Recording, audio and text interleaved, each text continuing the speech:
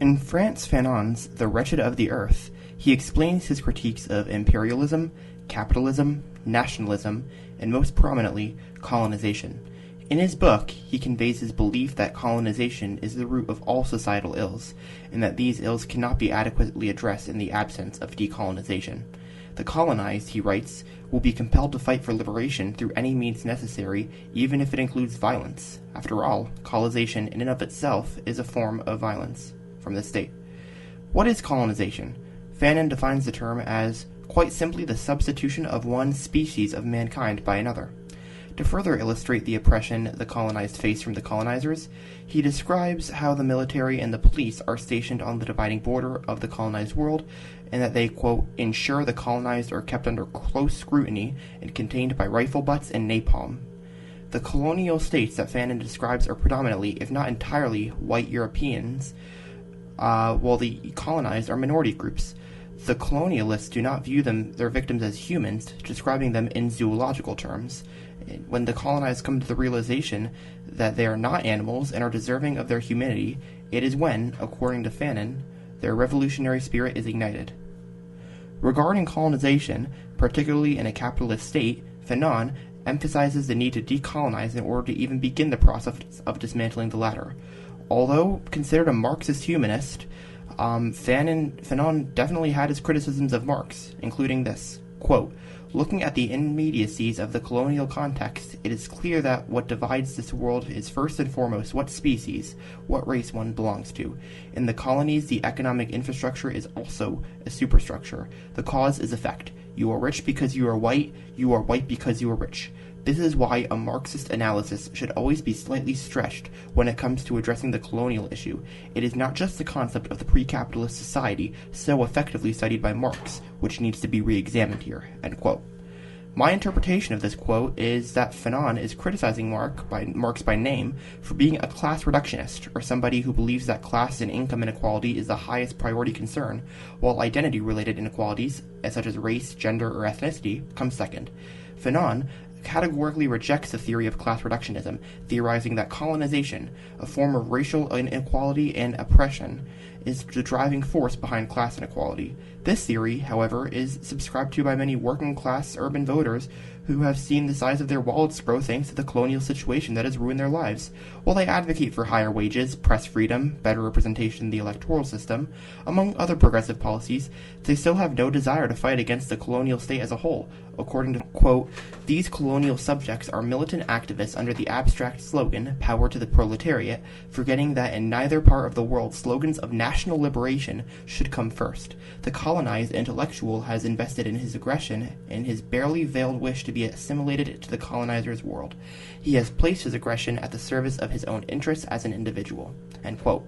Because of the material improvements to their livelihoods they have seen, they do not feel as if the current situation of the state needs any fundamental change. Rather, they seek to liberate individuals rather than the masses. While this shows that they are opposed to the colonial state, their wish to only liberate individuals to form, quote, a genuine class of the emancipated, and not the entirety of the colonized population, shows that they value equality between classes significantly more so than equality between races. Regarding violent resistance to colonization, Fanon approaches the subject with an understanding of why the colonized feel as if such resistance is their only feasible path towards decolonization. The colonial structure is an inherently violent one.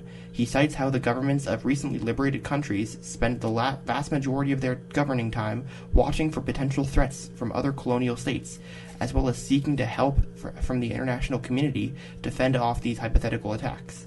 He singles out government officials in the United States in particular, calling them, quote, the barons of international capitalism, and that they see themselves as the best for defending the self-determination of others.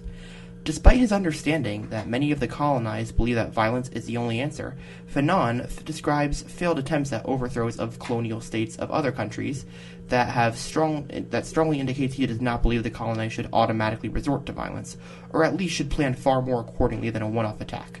Particularly, he cites the March 1961 conflict in Angola, where thousands of peasants, some armed and some unarmed, launched attacks on the colonial government.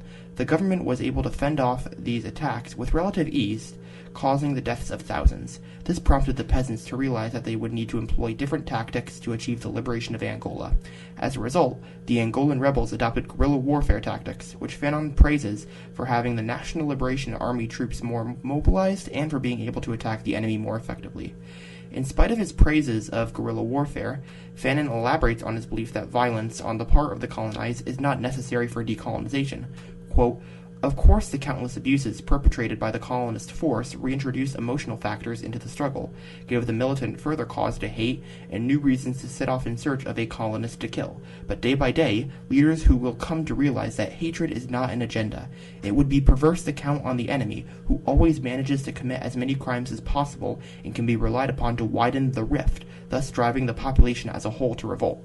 During the struggle for liberation, police and military officials are advised to treat the colonized more humanely, and they give small gestures which even the colonized, who believe they had been forced to commit this violence for their liberation, come to appreciate.